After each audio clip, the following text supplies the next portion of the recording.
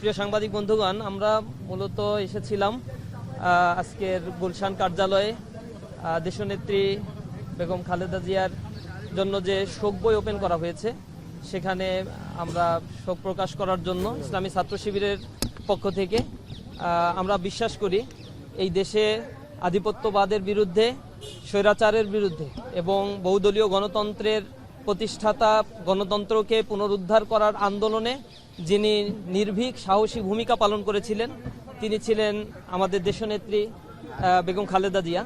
আমরা তার রুহের মাগফিরাত কামনা করি, আল্লাহ রাব্বুল আলামিনের কাছে তার জন্য দোয়া করি আল্লাহ রাব্বুল আলামিন যেন তাকে জান্নাতের মেহমান হিসেবে কবুল করে নেন।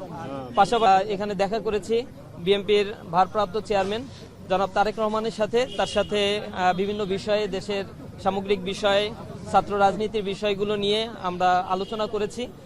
আলহামদুলিল্লাহ তিনি আমাদের জন্য বিভিন্ন বিষয়ে প্রত্যাশা ব্যক্ত করেছেন।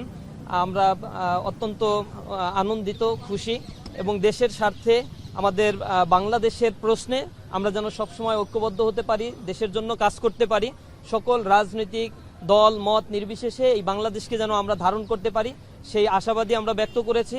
আমরা বিশ্বাস করি বিএনপি, জামাত ইসলামী বা অন্যান্য রাজনৈতিক দলগুলো জুলাই পরবর্তী যে নতুন ঐক্যবদ্ধ বাংলাদেশ গড়ার জন্য জনগণ তাদের প্রতি প্রত্যাশা রেখেছে, তারা সেই প্রত্যাশা ইনশাআল্লাহ পূরণ করতে পারবে।